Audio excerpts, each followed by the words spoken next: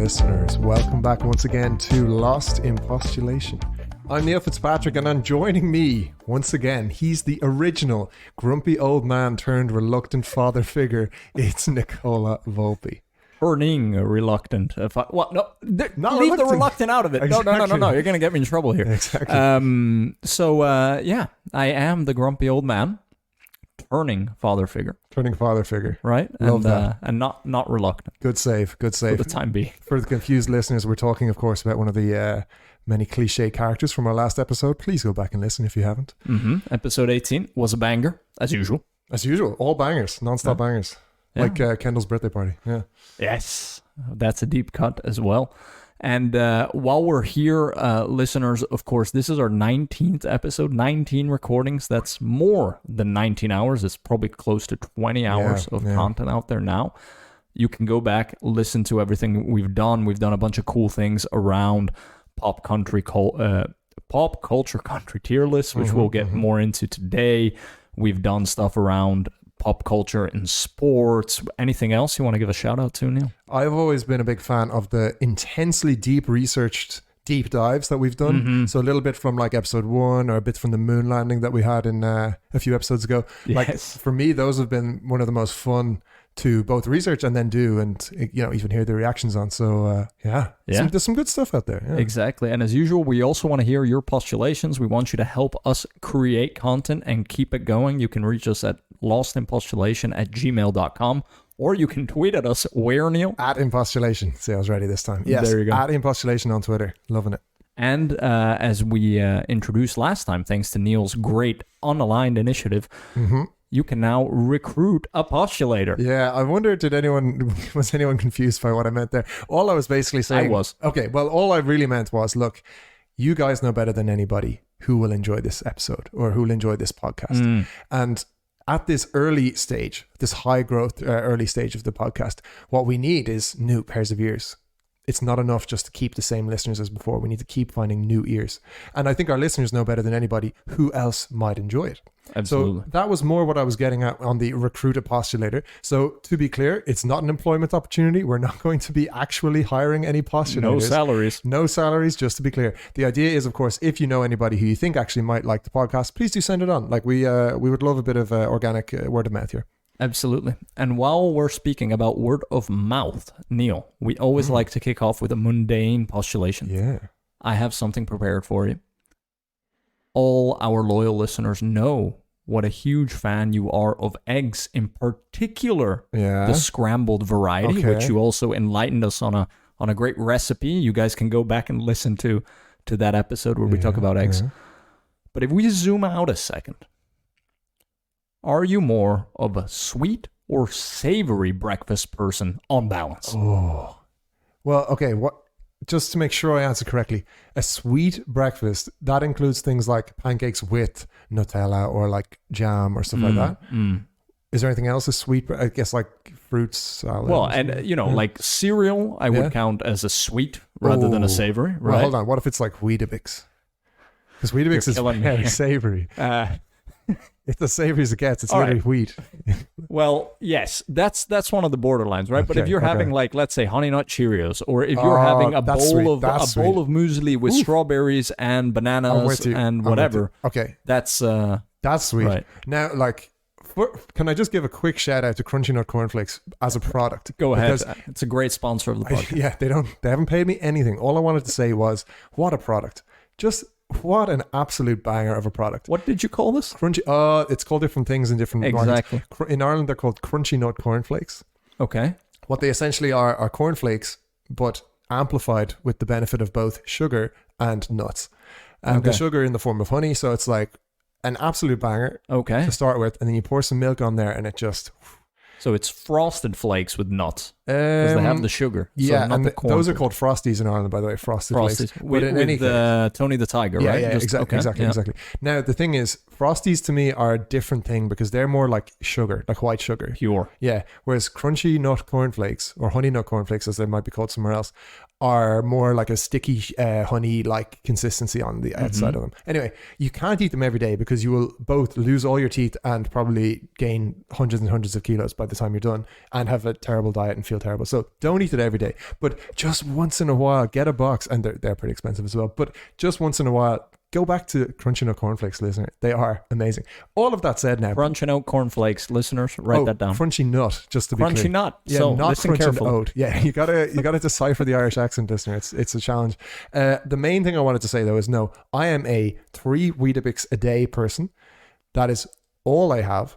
So that's 3 Weetabixes, and if you don't know what those are, then need a quick Google. Or Australian. I know them. You do? Okay. Or Australian I had them actually listeners. in Australia for the first time. You see, in Australia they're called Wheat Bix or something. Exactly. Yeah, which I'm not down with, even though that's where they originate. I did that much research, but 3 Weetabixes with a bit of milk on top. That's all I need from Monday to Friday, and then of course on the weekend it's egg time. As many people. So 3 Weetabix, but 3 at the same time. Yeah, 3 it's in a not bowl. like 3 times a day. You can line them up on their edge, and they fit all in one bowl. In a bowl. Okay. And then you get the milk over all 3, and then you kind of have to chop them a bit with the spoon, get it all into one consistency. But then you're good to go. And you don't get hungry. Like, these things are basically pure fiber. So keeps you regular, first and foremost, and just keeps you hungry, or stops you from being hungry, keeps you full up until whenever you're ready. Okay. So you don't have this thing of getting hungry already at like 10 and you have to grab a banana or something. And how much milk are you putting over this? A pretty decent amount, I would say. I think between 100 and 200 mils, because it takes me about a week to get through a liter. Yeah. Okay. So quite a lot. But skim milk, or what are we talking? We are talking whatever I pull out from the. Yeah, I'm not too picky actually. Sometimes I go full fat. Sometimes. Oh wow! Good for you. You know what? Yeah. Give me that, Harkening back to being a 13-year-old. If anyone ever judges me, I just say I'm bulking, and it's all the muscle mass. I need the protein, Absolutely. Jeez, that's the beauty of the podcast, is the listeners don't know what you look like. Exactly. So, well, some of them do, I imagine. Well, they've probably Googled, but not much to be found, I think, right now. But throwing the question back at you, sir. Yes. What's your answer? My answer, what I will have, is a bowl of crunchy granola muesli mix, very right? Danish. Yeah. So there's oats, but I like having some crunch. There's almonds in there. There's raisins in there. Yeah. My wife, she would have the same, but she picks out every individual raisin. It's crazy. I'm a big raisin fan, so I leave them in there. You get all the raisins then? I get all the raisins. She gives you her raisins? More than my fair share of raisins. Wow. Then I chop up a banana into it. Mm-hmm. And I chop up half an apple into it. Oh, jeez. Okay. The reason it's half an apple is because a whole apple doesn't fit into that bowl anymore. Yeah. And then I take a big cereal spoon and I scoop out some PB, peanut butter, the crunchy variety. Okay. We like the texture. Yeah. And then I go in for my milk. So a skim milk or an almond milk. And just, because you need to make it a bit wet, or else it's going to be horrible. Especially with the PB, it's just a mess. Yeah. And I just pour a little bit on there, but probably even 50 ml. Like a lot less than you, but just to give it something. Mix it all together, and now that's a breakfast that can even get you to dinner time almost. Yeah, it reminds me a bit of if you ever go to that grill place. God, that's a hard word to say. Yeah, of course. Yeah. One of their big specialties is like peanut butter, apple. Exactly. So you're not like a million miles off. To me, this sounds like a lot of food, but then again, you do a lot of stuff, right? Yeah. You're running. I'm on the move. You know. You're running a lot. You're running probably tens of kilometers a day, right? So I don't do that. So therefore, I probably don't need to eat as much.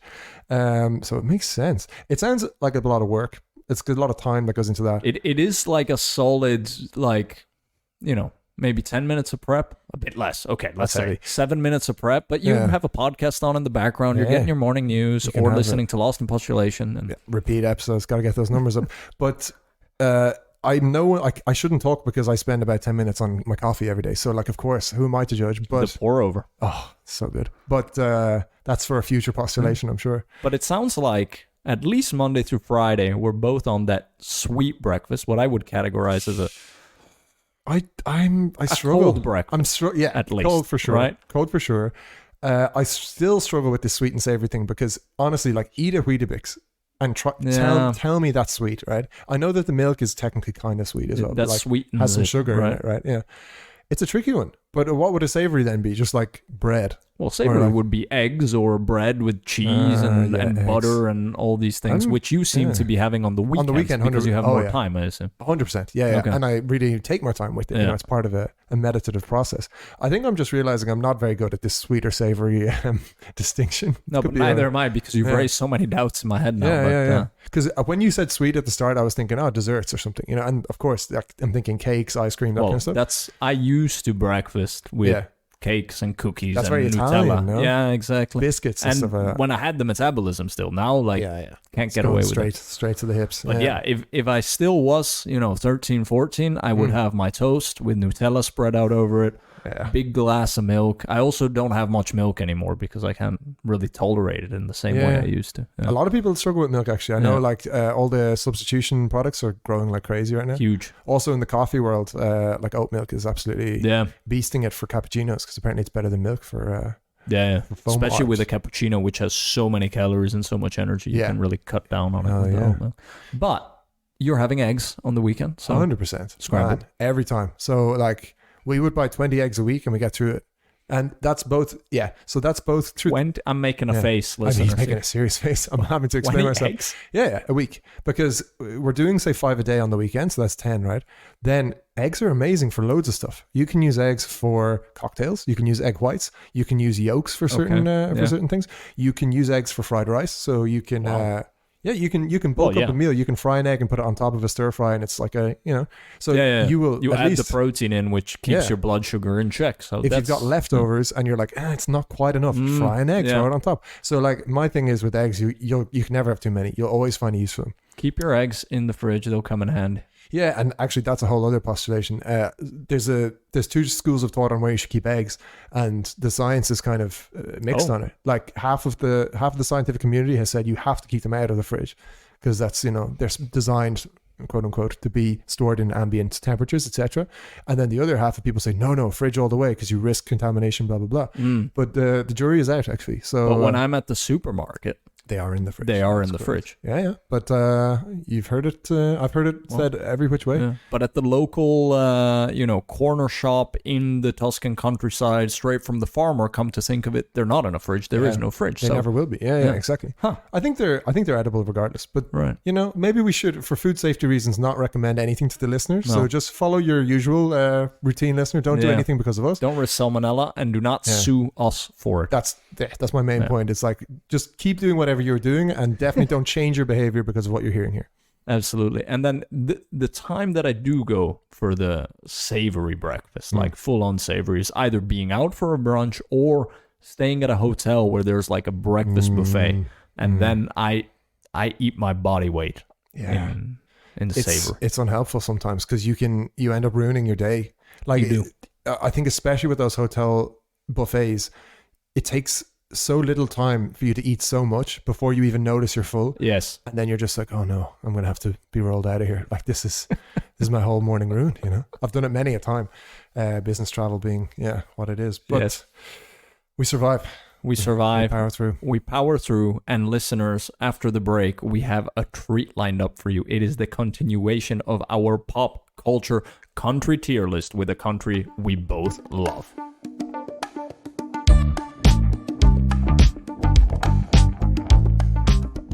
Welcome back, listeners. We're here. We are continuing our pop culture country tier list with a new country today. Before we get to that, a little intro to the concept for those that haven't joined us for the previous episodes. What we do is we evaluate different countries on their pop culture contributions, success, and, where we really rank them on the pantheon. Our goal is to do every country on Earth. Yeah. We're well on track. On track. Yeah. We've done 2 so far. We've started with Sweden and then moved to Japan. Out of a total of 30 points, Sweden scored a very respectable 19.5, and Japan edged it out by 3 points on a 22.5. So that's where we stand at the moment. Yeah. I think we're off to a great start, and I'm very excited to bring our third country into the mix. Absolutely. And our third country today is Neil. Bienvenido a México. Gracias. Oh, look at you. Hey, there we go. Taking out the old Spanish from school. That's all I got. So, Mexico. We're going to introduce Mexico now with our usual way of introducing to the tune of the Mexican national anthem, and courtesy of our sponsor, Wikipedia, the free encyclopedia. Neil, are you ready? Always. Mexico, officially the United Mexican States, is a country in the southern portion of North America.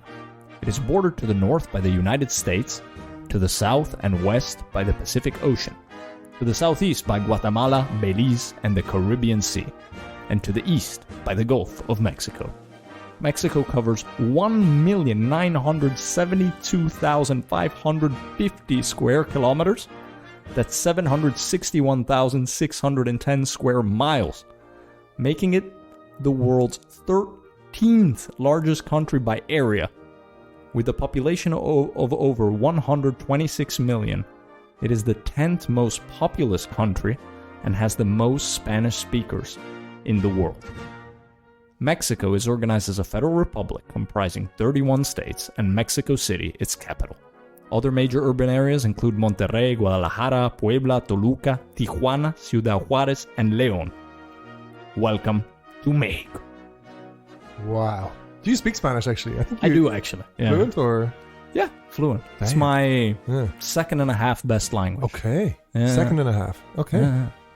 Yeah. So before Danish, right? Yeah, definitely. Okay. Definitely. Yeah. Wow. I thought either you speak Spanish or you're really good at doing the impression of how to guess how you might say those words. So well done. Yeah, but Mexico, it's a place that I love. I've been there multiple times, especially when I was in the US, and just love their culture. It puts a smile to my face every time I think of Mexico. Absolutely. I'm in the somewhat unique position here. This is the first country on our country tier list that I haven't actually been to. That's a cool dynamic today. Yeah, I think so, because it'll be a lot of me asking stuff and you answering it probably. But I think the point here, listener, and what we really need to get across is that this isn't supposed to be an objective ranking. Quite the opposite.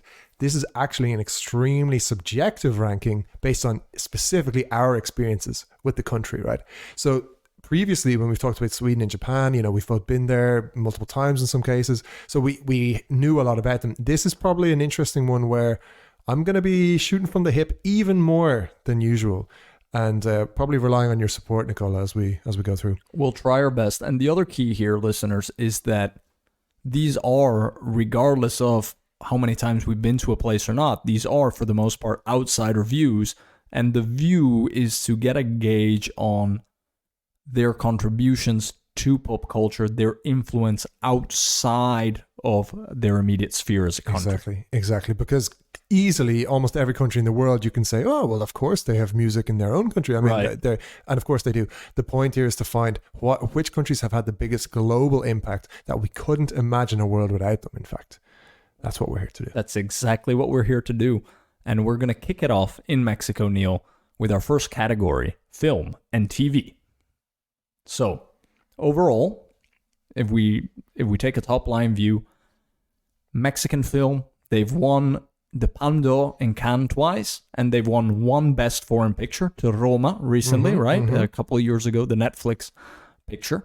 And the best place to kind of start delving into Mexican film this day and age is to talk about Mexican directors who have taken Hollywood by storm. Seems to be that's their strongest suit, actually. Mm-hmm. When even within the realm of film and TV, not so big on actors, not so big on writers, even more. It's very much the directors who are first and foremost here. It seems that way, and we have let's call them the troika of Mexican directors: Alfonso Cuarón, Alejandro Iñárritu, and Guillermo del Toro. Any favorites from this bunch? Of those three, I'm actually leaning Alejandro Iñárritu. I think he's extremely strong, purely based on my experience of Birdman, because I haven't actually watched The Revenant, let alone the other films. Not missing out on too much. Yeah, it just seems like a trek. It just seems like a lot. It's going to be an ordeal for me to watch it, and I'm sure it's great, but it's just like I just don't want to slog through. But loved Birdman. One of the few people I feel who just universally loved it. Like a lot of people came away feeling like it was a bit too pretentious or a bit too kind of like me up itself. But I absolutely loved it. Go back and watch it regularly. Just think it's awesome. So Iñárritu is my guy.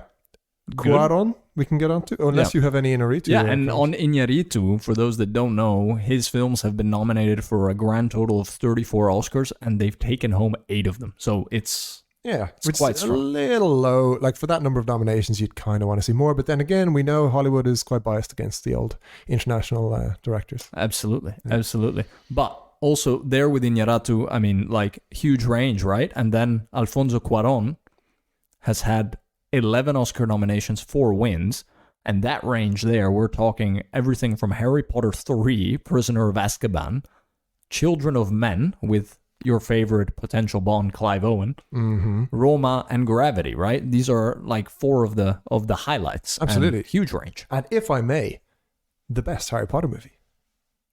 Ooh, that's I don't remember, to be honest. I think it's well worth a rewatch. There's some interesting time travel dynamics there for Hermione, if I'm remembering right. Okay. She uses the time turner in this one. It's extremely well made, actually. Okay. So yeah, after a kind of a dodgy Chris Columbus number 1 and number 2 for Harry Potter, I think, it really hit its stride number 3, thanks to our boy, Alfonso Cuarón. Did you see Children of Men? I've been meaning to for so long because I'm such a Clive Owen fan. Yeah. Loved him in Inside Man. And you're an apocalypse guy. I'm an apocalypse guy. Yeah. I enjoy an apocalypse. I would label you as that. Yeah. A lot of people do. It's a little bit concerning, actually. So, Children of Men, love the premise, love the idea. Like, need to watch it. One of those films where if I wanted to go watch it, I would struggle to think of where I would find it. Maybe it's on a streaming service of some kind. I think it's on HBO Max. That's where I watched it last because it is a Warner Brothers. So, yeah. And speaking of these films, the Cuarón films, I'm recently just coming out of my moon landing kick that I fell down a few episodes ago. So I'm still on the old moon, the moon topic. And I do think Gravity would be, I know they're not landing on the moon, but I do think Gravity is something I should probably go and watch now. I've heard it's good. I know it's probably a little bit Hollywood, a little bit kind of simple, but I think I'll go watch that. I think you should go for it, definitely. Yeah. So Alfonso Cuarón, and then we have the last of the 3, last but not least, and that is Guillermo del Toro. Now, what I have some thoughts, right? But interested to hear, first of all, your kind of unfiltered opinion here. 8 out of 25 Oscars, so again, very strong showing. That's a good hit rate, yeah. To be honest, I'm not a huge fan. You know, all the Pinocchios, the Pacific Rims, etc. is not really in my swing zone in terms of the types of films, right? So yeah, this is where I was going to go with that as well, because he's a name. It's like a household name almost as the director. Like, everyone's heard of Guillermo del Toro, and Hellboy, Pan's Labyrinth. You know, he has some bangers, right? But then when you look at the list, you're like, well, actually, like, what do we have here? I'm on the record on this podcast of saying that I don't like his Pinocchio. I think it's one of the more annoying films I've seen, actually, in the last number of years. With your favorite actor, Christoph Waltz. Even despite my favorite actor being there, I think it was a miss as films go. Some great artwork. I mean, it's fully stop motion animated to an amazing extent, and I think it was nominated if it didn't win the animated Oscar. But in any case, it's impressive. Technically, I just hated it as a film, which I think I have to put down to Guillermo. And then he's also responsible, if I may, for Pacific Rim, which sorry, like, I mean, a cool bombastic idea, heavily inspired by our favorite Japan, right? That it's all about these massive monsters fighting each other versus robots, but it's just very simple, and like has Idris Elba in a very underutilized position in that. Absolutely. Like, just a kind of a dumb movie. And it's one of those films that I walked in thinking, okay, it's monsters fighting robots. And I walked out being like, yeah, I guess the monsters fought the robots. Like, it left no impression on me at all, you know? No. So I might be slain for saying this, but actually Guillermo del Toro, I'm like not hugely hyped on. No, and like you said, the name is huge. It's wonderful to say. In prepping the episode, I thought I'd get a lot more for Guillermo. And then I looked him up and I remembered I didn't really like any of those movies, including one of his most recent Oscar winners, Shape of Water. That was one of the biggest steals at the Oscars. Exactly. Right? I think that's one of those recent examples, like The Artist, you know, where it got super hyped up. We were all talking about it actually for a while. But like, have you seen it yet? Have you seen it yet? And the trailer looked cool. But then actually, at the end of the day, it was like, fine. It was just a movie that came and went. And and we don't want to tear the Oscars apart too much, but that was a back-to-back Moonlight and Shape of Water winning Best Picture. We've done an entire episode on the Oscars, listeners, that you can go back to. I think that was episode 13. Yeah, they're probably sick of us talking about the Oscars at this point. Probably, and of you about the artist. Yeah, I swear that's the last time. I go through phases, listener, just for the new listeners. Like, I do 2 or 3 episodes in a row where I bring up the same thing, and then I forget. So that was my last artist reference, let's say. And let's call it there. It's vanished forever. And while we're there on film in Mexico, one thing that really came to my mind that I wanted to also check in on with you is that Mexico is portrayed in so many films. That's a much longer list, yeah. And that's part of the pop culture credentials, right? It's portrayed not always in the best light, which there's a whole discussion to be had on that. But if I just list, Sicario, James Bond, Spectre, Narcos Mexico, Dallas Buyers Club, right? Like, and these are just some, right? Oh, the list is endless. Yeah. Like I did in the prep for this, I just Googled films set in Mexico, and I gave up because I was like, this is hundreds of films. Right. Like, this is literally so many. It's an incredibly popular destination, not only to visit, but also for us to visit cinematically, right? So it's extremely popular in that sense. And my biggest exposure has probably been Breaking Bad, actually. So unfortunately, my cinematic impression of Mexico has been very much tainted by the world of Breaking Bad. Also, from New Mexico. Both New Mexico and then south of the border. Whenever they go to actual Mexico, the color grain gets turned all the way orange. So it's like it's a kind of it's almost becoming a trope now, actually, that anytime a show goes to Mexico, the color grain gets turned way up yellow, right, and you lose all blues, in the color balance. But I guess it's to portray a different world. But in any case, I think, and also with things like Narcos, the portrayals that we see are unfortunately a little bit colored by some of the characters and topics that Mexico is known for, but still lovely, looks absolutely amazing on film, and I can see why things are set there. So you can argue that's an influence, right? Like that's impactful. Absolutely, I would say so. And then we have, when we talk about actors and actresses, there's of course like entire generations now of Mexican American actors and actresses, right? Like even if you just take actors, Michael Pena, for example. Yeah. Fantastic, right? That was one who I Googled as well, like Mexican actors, and he came up and I was like, wait, really? No. Born in the US, right? Exactly. Yeah. And there's many of those, right? So you can extrapolate a bit like, hey, okay, if there was no Mexico, we wouldn't have people like that and blah, blah, blah. But remember, like we've talked about how this is not about ranking the expatriate community, right? It's or by people who have maybe descended from these countries. It has to be fully born and bred, or at least like heavily raised or spend a lot of time in that country when they're growing up, right? So when you do that, and then you search online for that criteria, then the list actually gets very, very short for world big name actors. And we end up with Salma Hayek. Yeah. That's actually it. Yeah. Because every other name is like it's a black and white picture because they're from the 50s or 60s. Right. I don't know what's happening here. And I don't know, is it because like the film industry isn't actually that big in Mexico or something, but like there are just no big names. All of those famous Hispanic or Latinx actors and actresses who we know, none of them come from Mexico, actually. It was really strange. Yeah. I was shocked. Like I was also one of my biggest surprises. When we were agreeing on Mexico, I was like, oh yeah, and there's all those actors. And then I looked into it and I was like, no, there really isn't. Yeah. Now Salma Hayek, very good. Thought she was great actually in even bad films. Like she's been in Eternals. She had one of the better roles in that, which is an otherwise not great film. She played Frida Kahlo. Oh yeah. Maybe awesome. about 20 years ago or something. Which is huge, right? Yeah. And we don't have a category for artists actually, but I suppose Frida Kahlo deserves a shout out no matter what.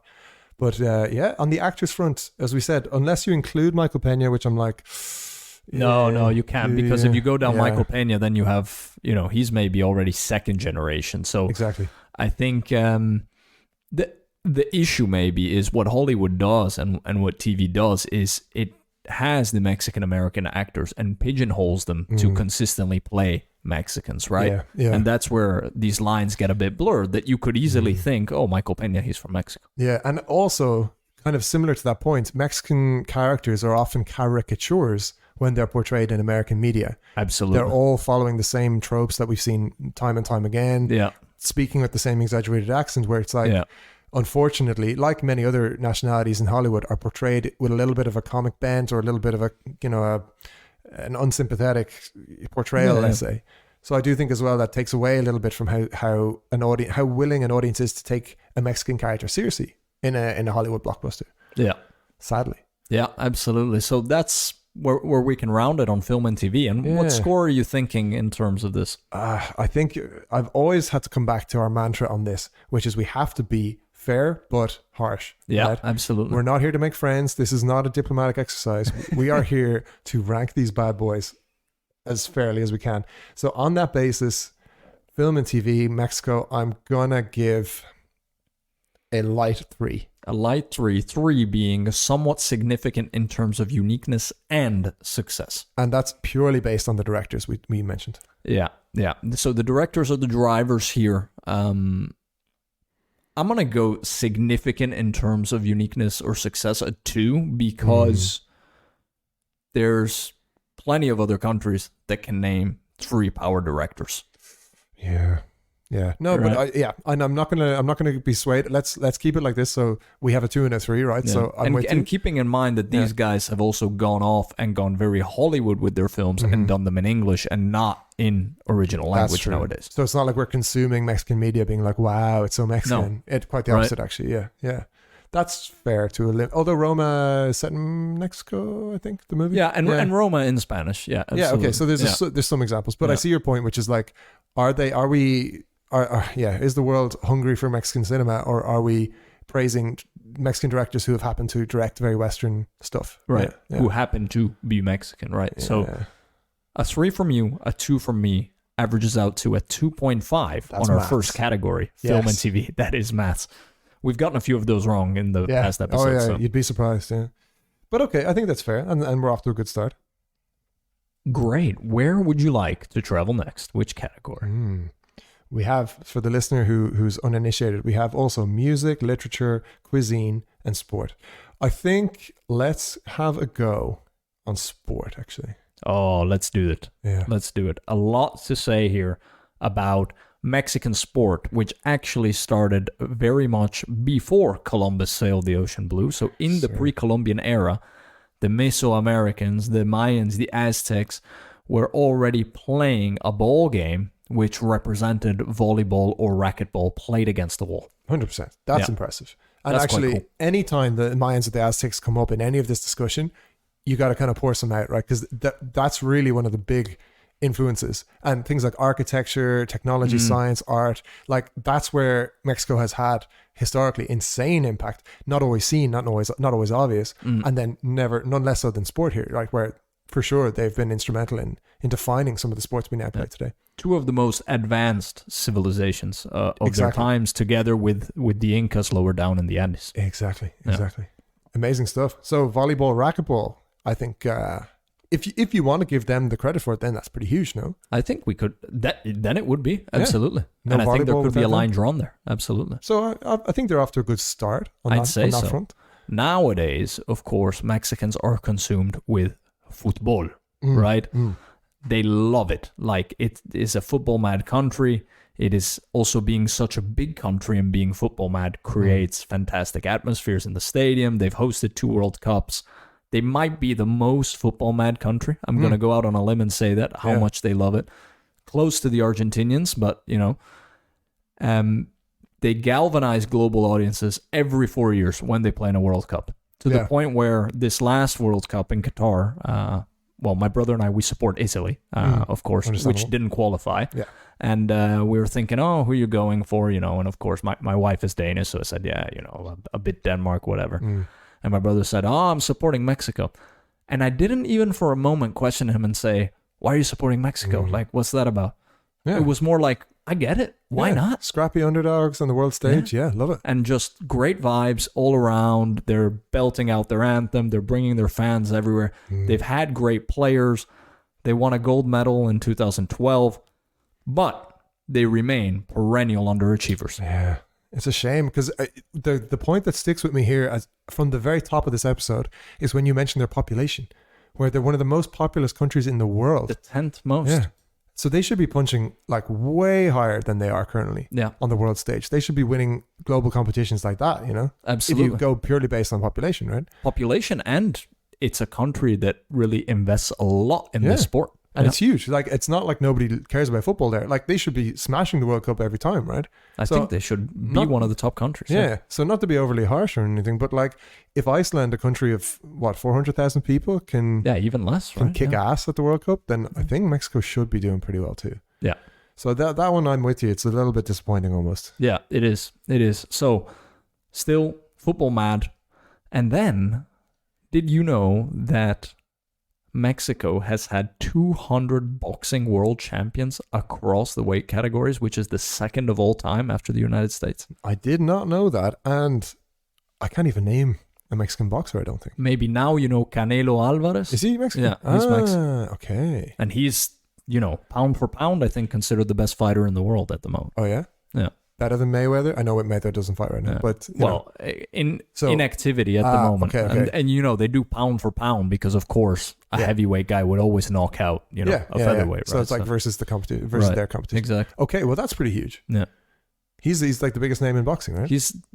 He gets all the big deals with DAZN and ESPN, whatever, to be shown. So, but huge boxing culture actually in Mexico. Combat sports as well, right? Combat sports, exactly. Yeah. Which leads us to perhaps the cooler part of this, which is Lucha Libre. Love this. This is like, when we talk about uniqueness when we're doing these rankings, you cannot fault Lucha Libre for a lack of originality. Like, it is so specific. It is so weird. And just embraced massively by the country and by the world, right? And so iconic with those masks. And I had those masks also as a kid for Halloween and stuff. You have to give a shout out to Rey Mysterio, I think, who kind of publicized it to the world. I think Rey Mysterio, for me, a sheltered Irish kid, watching WWE, or WWF as it was called at the time, I think Rey Mysterio was my first glimpse of what the hell are we talking? What is this? Because he took that Lucha Libre culture and brought it to WWE, brought it to with huge success worldwide, right? Yeah. And became a lot of people's favorite, like straight away. His acrobatics is like, this guy was amazing, right? 619 was that, which I think is a San Diego area code where he's from. Exactly. So, and we can't give a shout out to him too much because apparently he's Mexican American. Yeah, right? But still proud of his roots, right? But still, the Lucha Libre was Mexican. Part of that journey, and exactly. Who can forget the great Jack Black Nacho Libre? Yes. Kind of an underrated movie and maybe fell a little bit flat. This was his follow-up after the unbelievable School of Rock. Absolutely. Which is an all-timer classic, and I won't hear a word against it. Yeah. But so on with direct comparison to that, it was very hard for Nacho Libre, I think, to do well. But I still think it's a great celebration of Lucha Libre. Absolutely. Absolutely. And then just a quick honorable mention while we're here to Lorena Ochoa, their best ever female golfer. So one of the only non-American female golfers to routinely win LPGA events. Gotta respect that. Gotta respect that. And then a friend of yours. Oh, you cannot talk about Mexican sports without Checo Perez. What a man, especially this year. Like, having to fight against not only a fantastic teammate, arguably one of the greatest drivers of all time in Max Verstappen, and holding his own in taking pole position this weekend just now. Yeah. In winning a couple of races this year so far. I think he's like 6 points behind Max or something like that, or maybe 10 points behind Very Max. Close, yeah. So absolutely putting Mexico on the map for driving. Yeah. Is probably the most successful Mexican driver of all time, except for maybe his dad, or but I think now he is. Yeah. But a phenomenal figure, lovely guy as well. I wanted to really, be his like number one fan. His performance is just not that great. I think over the past few years since he's been in Red Bull, he's had ups and downs and like a few little slip ups which are not amazing. But in any case, I think he's doing wonders for Mexico and recruiting those fans to the sport as well, which is fantastic. Great teammate, upstanding professional, and let's not forget that before Red Bull, when he was at the various Force India, Racing Point team that changed its name 30 times. He still outperformed his car. He outperformed his teammates. Exactly. And he showed up every week without making any drama, any fuss. And that's what earned him that callback to Red Bull, because let's not forget, he was part of that Red Bull Junior program way back in the day, right? I think it was a masterstroke for Christian Horner to look at who he was going to get, having so many options. I mean, any driver would have jumped at it, right? And he doesn't go for the next world champion. He doesn't go for anything like that. He goes for who's going to put in the hours, who's going to be consistent, who's going to show up, play the team game, do what's needed. And that's the key, right? He went for the guy that he knew the ego wasn't going to be bigger than the car. Exactly. And that's what wins them the championships last year as a constructor and this year, again, most likely. Yeah. Because there isn't that drama. Everyone knows where they stand. And again, great teammate, upstanding professional. And it's where your boys, I must say that Ferrari have gone so badly wrong over the years, among many other ways, where they've been like, we have no number one driver, Charles and Carlos are free to fight, we'll prioritize both. It's like, okay, come on. No strategy, no tactics on top of it, total incompetence. I'm getting angry just thinking about it. Let's move on, listeners. And then, of course, just because you love it so much, I wanted to throw this in there, that baseball is also quite big in Mexico. It's a very highly ranked league. It's a well-followed sport, of course, bordering with the U.S. I love baseball. Neil, not so much. Do not love baseball. Every chance I get. Baseball. Every chance. It feels like every country we do, it's like, also really big on baseball. Like, if I can't avoid this topic. Like, can we have one country, please, where we don't talk about baseball? I know we didn't talk about baseball for Sweden, but still, not a fan of baseball. We got to find those Swedish baseball players and get them on the podcast. Out there. For sure, they're out there. They've got to be, right? Yeah. So, that's quite a roundup on Mexican sports. Yeah. A lot of energy for that compared to their film and TV. And where are you thinking of scoring them? Yeah, well, I can't give it a 3 because I just gave film a 3 for some quite negative things. I think actually you can go on a 4 here, and it's heavily swayed for me by just how unique and interesting Lucha Libre is. Actually, you love that Lucha Libre. I just think I'm such a fan of when a country is just all in on the weirdness, It's like, we got to have the big colorful masks. We just have to. And if you were to take them away, because it's like, well, don't we want to focus on the wrestling? No, absolutely not. Like, they care about the aesthetic of it and how quirky and weird it is. Yeah. So I have to appreciate that. I think it's an amazing institution. So I think, let's put me on a 4 there. I'm also going to go a 4. We gave Japan a 4. And there's a lot of parallels, for example, the Lucha Libre with the sumo wrestling and the uniqueness, but at the same time, how iconic that is in terms of pop culture, right? Where, no, I don't turn on the TV and watch Lucha Libre, but I know so much about what that is, right? Yeah. So definitely I'm going to match your 4, and that is a 4 for sport in Mexico. I think that's good. Yes, so now we've done sport, and I would say, why don't we touch on music? Yeah. Let's check in. So our current world champion in music with a perfect 5 out of 5, the ultimate reference point at the moment, is Sweden. 100%. I don't think Mexico will be challenging the top spot today for music. Sorry to say. Sorry for the spoilers. Probably not. But, we can start with the folksy vibes, starting with mariachi, which is one of the few types of music that you never need to know who sings it, who's playing it, whatever. It will put a smile on your face. Instantly recognizable. Vibes from the word go. Yeah. These are it is insanely a cultural touchstone from so many people in the world. I would be super interested to know what percentage of the world can you put on this music, something like that, and how quickly can they go, Mexico, Just, I would really say it's like a decent percent, like half the world. Yeah, it's synonymous almost, I would say. Exactly. And I think when you say Mexico and music in the same sentence, everybody's brain is going straight to that picture, right? Yeah, exactly. Yeah.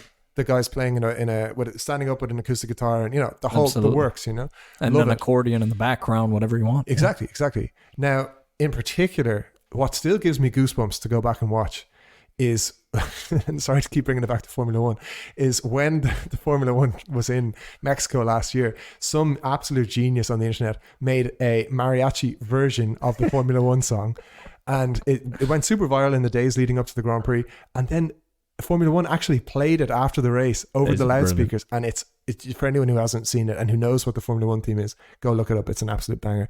But in any case, what a touchstone for world music. And okay, none of us can name, let's say, these artists, right, who are behind mariachi, but we all can recognize it instantly. It's a part of the cultural fabric. And also, if you're in the US at any Mexican or Tex-Mex restaurant and it's your birthday, it's there. They'll come around. You're getting a happy birthday. Yeah, big time.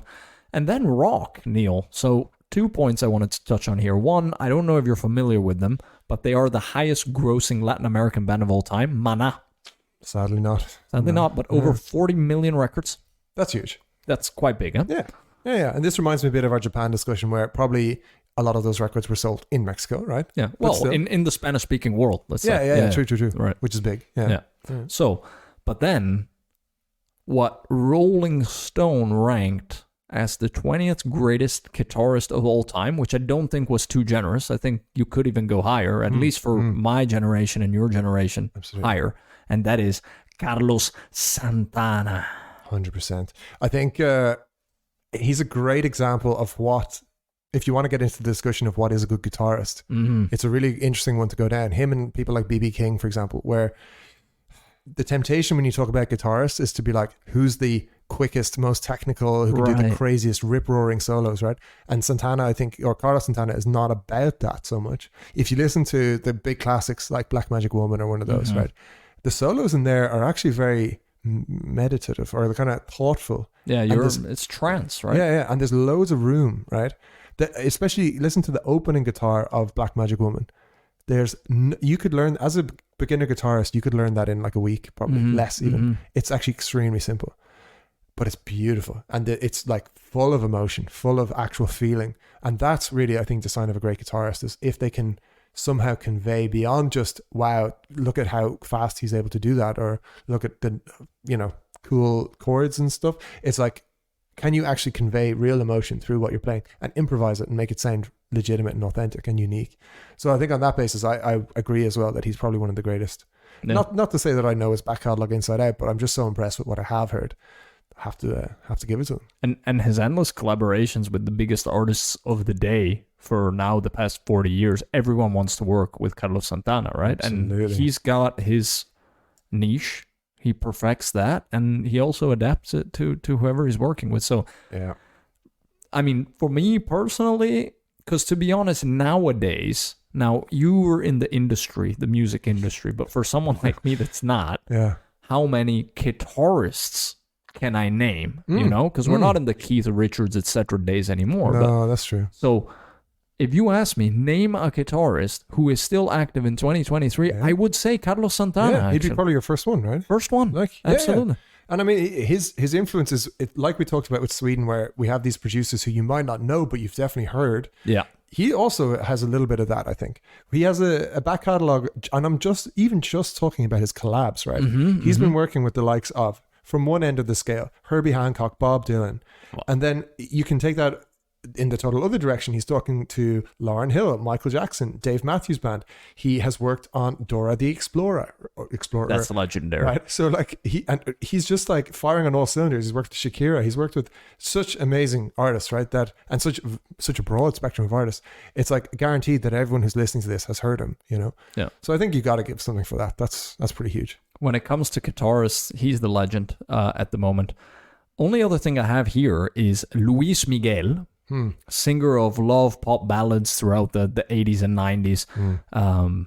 But you're not familiar with Lost me there. No. It's one of those names that probably if I heard a song, I'd be like, oh yeah, that guy, but I'm not there, sadly. So that's Mexican music for you in a nutshell. Let's also give a shout out to cumbia. Yeah. Big rival of salsa in terms of that Latin dance music.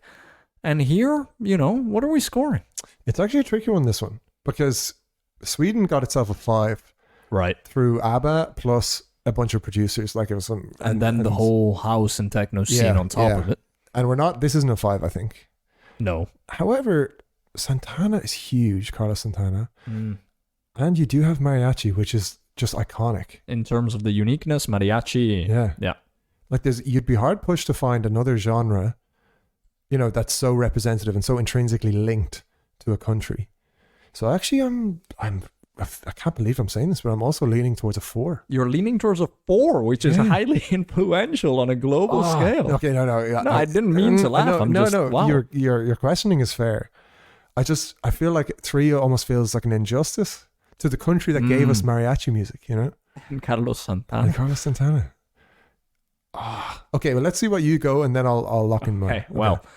So I was more, it would be an injustice to give a 2, which is significant in terms of uniqueness or success. I'm going to give a 3 because somewhat significant in terms of uniqueness with the mariachi. And then success, it is Carlos Santana stealing for home plate, to use a baseball analogy, which you love. I'm going to go with a 3, but I think it's close. I think to look back at our definition, right, it's like uniqueness and success. And uniqueness, big tick in the box with mariachi. Success, big tick in the box with Carlos Santana. But then what? You know, do you have example number 2 and 3 and 4 and 5? And that's where I get a bit lost, maybe. Yeah. So I actually think I need to retract my 4 and join you on the 3. Okay. That's 3s all around on music for Mexico. Yeah. And now, Neil, we have a few more categories to choose from. We have literature, we have cuisine, and then last we'll have the wild card. So do you want literature or cuisine? Yeah. Let's bang out literature, because I feel like this will be a flying visit. Yeah. So literature, not much, even for me, which, you know, this is one of my favorite categories to dive into, as we did for Sweden and Japan as well. Octavio Paz, he won the 1990 Nobel Prize for Poetry. I know you're a big fan of those poems. You read them to Yura. Every day. You know? Yeah. Gotta be honest here, listeners. So this is a swing and a miss for me in terms of my engagement with the topic. I sometimes, when I know what's coming up on the podcast, I can sometimes do a deep dive in short order and just get up to speed on something, as I often have done. This was not one of those times. I am fully uninitiated on Mexican literature. I have nothing to say here. And then we have Carlos Fuentes. He was part of that Latin American boom and, you know, magical realism, etc. in the 60s and 70s, but still not the household name that Gabriel Garcia Marquez from Colombia would be, for example, with 100 Years of Solitude and Love in a Time of Cholera. So it's very difficult to give this anything more than a 1, which is little significance in terms of uniqueness and success. And remember, listeners, we are talking about global impact here. Do not come for us. I can imagine any Mexican listener boiling now all the rage. Mexican librarians. Just absolutely boiling over with rage. I fully understand you, and I apologize if that has been our impact. And can only echo your point, Nicola, which is like, we are two ignorant Westerners. We do not know what we're saying. We're just talking about what we understand. We only are just saying what we understand about this topic, which is, in my case, 0.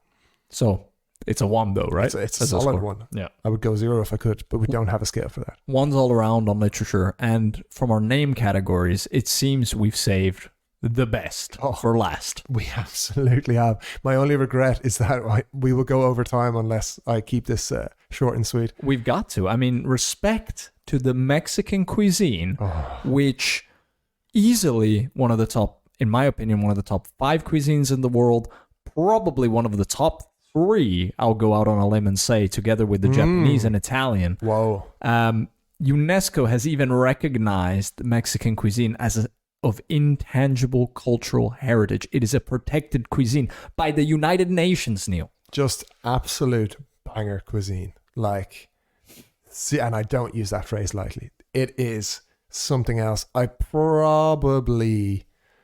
would have to put Italy first, but I think it's my number 2, like on the global scale. Yeah. It is special. Chili, maize, tacos, tostadas, gorditas, enchiladas, guacamole, tamales. We can go on for days. Oh my God. It's just all incredible. My biggest regret is that I actually haven't gotten there to try it myself. You've got to. It's an experience. Yeah. It's on my list. I will get there. It's just such a trek, like from here. You know, to get, there's no direct flights. You need to do the whole thing. So we're going to get there. It's just a question of when, not if. But my God, even if it's anything like what I've had, you know, here and elsewhere, Mexican food, just sign me up. It's unbelievable, and there's so much you can do with it, so much versatility. Even just think of how many different variations of tacos you can have. You can with fish tacos or whatever, right? And amazing, like what it's done with the avocado in terms of creating guacamole, arguably the best dip of all time. And if you don't like that, well, then there's also salsa. Yeah. You will always, I think anybody would find something they love actually in Mexican food. Yeah. I was first introduced to it myself actually in around, I'm going to say the 05, 6, 7 kind of time, when Ireland is a country of crazes and fads, it's particularly among the teenagers, right? And it went from 0 to 100 in terms of burrito restaurants. So not tacos actually. Just burrito. I don't think tacos ever really got huge in Ireland actually, but burritos got absolutely enormous. It became the most competitive eatery scene in Dublin. There was ones popping up on every corner. Only the strong survived. We were comparing what were the prices, what you could get. Was guacamole extra? Could you get, chili? Or was the cheese in there? Were the beans good? All these things. It was massive. So that was my introduction, and I fell in love with burritos at that time. Still love a good burrito. A little bit heavy, maybe. Maybe I'm dialing it down a little bit now. And then it was only, over the years that followed that I got to try all the different things we just mentioned. Tacos, which are now massively popular still, I think, in Copenhagen as well as elsewhere. Yeah. You can get some pretty premium tacos, but just love it. Like it gets me, this food. Absolutely. Absolutely. That's one of my go-to. If you have to order in on a Friday or Saturday night, solid. I'm all about getting the burrito or the tacos or... Mexican is really, honestly, a top 3 at least. It's so solid. Yeah. It could contend. Could I alienate our Italian community? No, I can't do. Not in terms of pop culture. And sorry, Italy has to. I know this isn't the Italy episode, but come on, like pasta, pizza, just already. Yeah, you're done there. But I mean, Mexican food. Yeah, burritos great as well. There is a point here also of like KISS, right? Keep it simple, scholar, or stupid. Of don't overdo it with Mexican food. Just yeah. If you look at I was watching a documentary on Netflix called Taco Chronicles, where they go one taco at a time. So it's just carnitas, or it's just whatever. I can't even remember all the different types, right? Where it spends a whole episode just on that type, and it goes through different makers or different specialists in that one taco recipe. My stomach is rumbling. You gotta watch it. It's like mouth-watering stuff. But what you see there is that actually it really just comes down to the meat, the marinade for that meat, and then a little bit of something on top. That's all they actually want. And then you see that, and that's it. We, I think, here in Europe are a lot better at just going nuts with it and like overcomplicating it. Exactly. And like putting so much extra on it.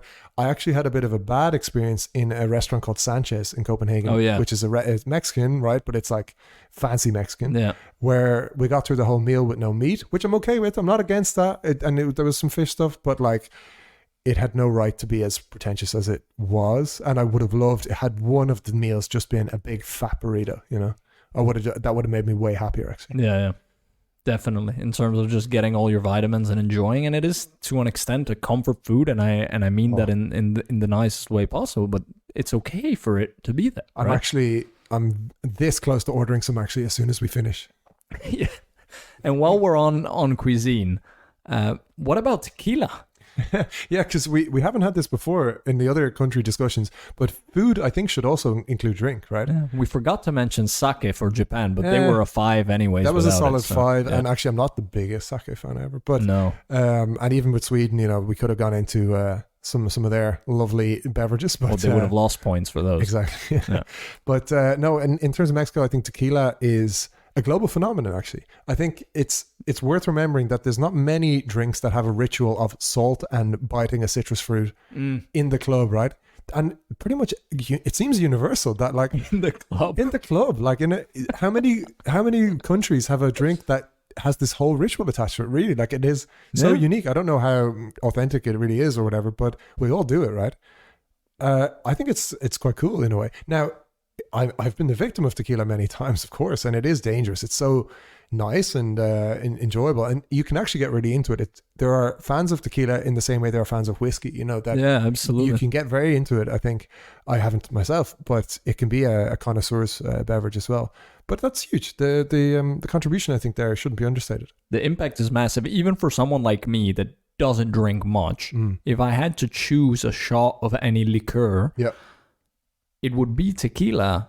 10 times out of 10, actually. I also, because of what you said, I genuinely enjoy that ritual. It is something special as opposed to, just taking vodka. Now, of course, those listeners will come for us from the vodka-loving countries, but it's tequila all the way for me.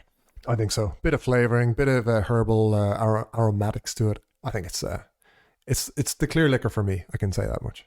And before we round it off, are you a taco man or a burrito man? See, I've evolved. I was, you heard in my teenage years, I was a burrito guy. I think done at their best, let's compare both at their best. I think tacos win. They're just so perfect. Bite-sized morsels. 3 bites and you're done. Yeah. Max. Oh, amazing. And fish tacos, with like some really fresh shrimps and stuff. Like, can you beat that? Shrimp? Oh my God. I think shrimp is just goat level fish. I think it's probably the best fish. But yeah, or seafood, I suppose. But in any case, yeah, I think a taco has to win, right? Like, but tacos can also be horrifically bad. I've had some really bad ones here, actually. Even in good restaurants where I would normally have a good experience, sometimes you just get a dud and it's like, okay, this is a bit dry. You know, this pork hasn't been fully, you know, marinated to the right extent or whatever. So it can happen. And burritos, I think, are consistently good. Like, you'll never go below a 6 on a burrito, I think. Absolutely. Even a bad burrito you're going to like, I think. But then a good burrito also can be phenomenal. Yeah. There's one place in Dublin called Boojum, which I was a religious fan of for many years. And probably anyone in Dublin goes there regularly still. Who likes burritos. It's one of the best places to get them. But in any case, one for our when we go on the road and we hit Dublin, we can try a Boojum. Absolutely. And in the meantime, I think it goes without saying that it's 5s all around. For absolutely. Sorry if we could give it a 6. Yeah, I would be all over it with a 6. This is a strong 5 for me. Not that we'd rate them too strongly or weakly per number, but like this is an easy 5.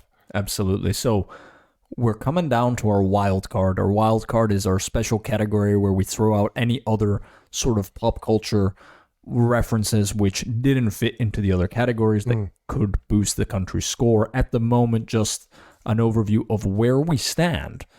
We are currently, Neil, at 15.5 out of a possible 25. Yeah.